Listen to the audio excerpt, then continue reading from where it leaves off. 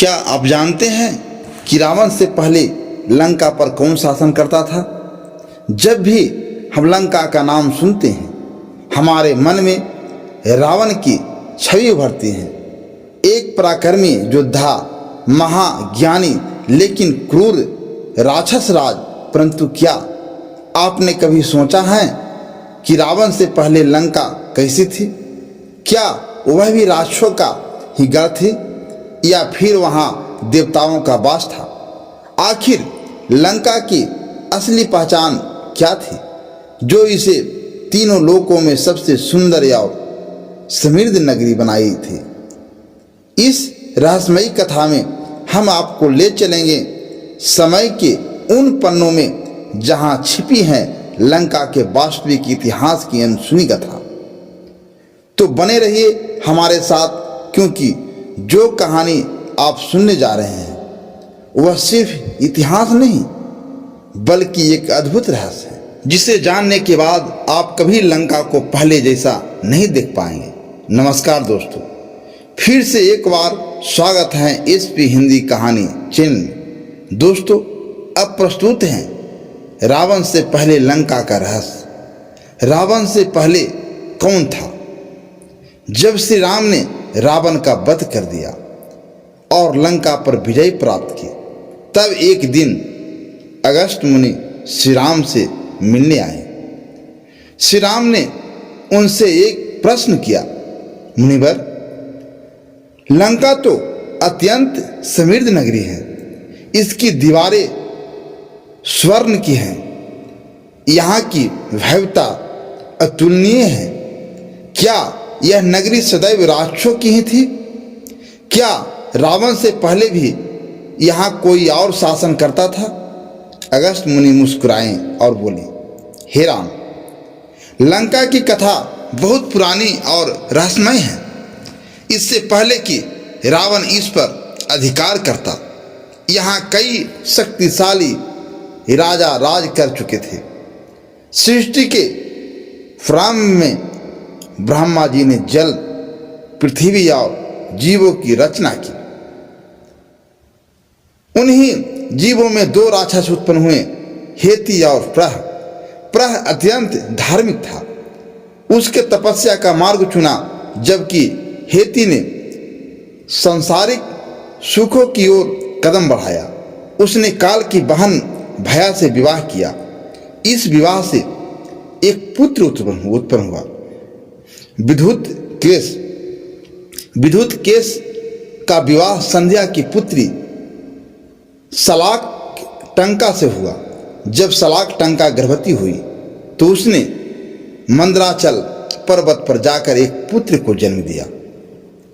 इस बालक का रोना ऐसा था कि पूरा आकाश गूंज उठा। संयोग से भगवान शिव और माता पार्वती वहां से गुजर रहे थे। माता पार्वती को उस बालक पर दया आ गई। उन्होंने उसे अमर रत्व का वरदान दे दिया और शिव जी ने उसे एक दिव्य विमान भी प्रदान किया। इस तरह एक बालक सुकेश के नाम से प्रसिद्ध हुआ। समय बीता और सुकेश बड़ा हुआ। वह शक्तिशाली और बुद्धिमान था। एक दिन गंधर्वों के राजा ग्राम ने अपनी पुत्री देववती का विवाह सुकेश से कर दिया। इस विवाह से सुकेश के 3 पुत्र हुए, माली, सुमाली और माल्यवान। ये तीनों भाई अपार शक्ति के स्वामी बने और उन्होंने कठोर तप किया। ब्रह्मा जी उनके तप से प्रसन्न हुए और उन्हें वरदान दिया, तुम तीनों भाई अमरत्व को छोड़कर जो चाहो वरदान मांग सकते हो। उन्होंने वरदान मांगा, हम तीनों भाई कभी आपस में युद्ध न करें, हमें कोई पराजित न कर सके और हमें असीम शक्ति प्राप्त हो। ब्रह्मा जी ने तथास्तु कहा। अब वे तीनों राक्षस अजय हो गए। उन्होंने सोचा कि अब हमें एक भव्य नगरी चाहिए। वे विश्वकर्मा से के पास पहुंचे और बोले, हमारे लिए ऐसी नगरी बनाओ जो स्वर्ग से भी सुंदर हो। विश्वकर्मा बोले, हे राजसो, मैं पहले ही एक नगरी बना चुका हूँ, लंका। यह त्रिकुट पर्वत पर स्थित है, स्वर्ण से बनी है और चारों ओर समुद्र इसकी रक्षा करता है। तीनों राष्ट्रों ने लंका को अपना निवास बनाया। अब इन राष्ट्रों ने पूरे ब्रह्मांड को आकंठित करना शुरू कर दिया। देवता भी भयभीत हो गए और वे भगवान विष्णु की शरण में गए। भगवान विष्णु ने आश्वासन दिया, इनका अंत अब निश्चित है। जब माली, सुमाली और मल्लवान को यह ज्ञात हुआ कि भगवान विष्णु स्वयं युद्ध करने आ रहे हैं, तो वे अपनी विशाल सेना लेकर युद्ध के लिए तैयार हो गए। यह भयंकर था। भगवान विष्णु ने अपने सुदर्शन चक्र से माली का वध कर दिया। माली का वध देखकर माल्यवान और सुमाली भयभीत हो गए।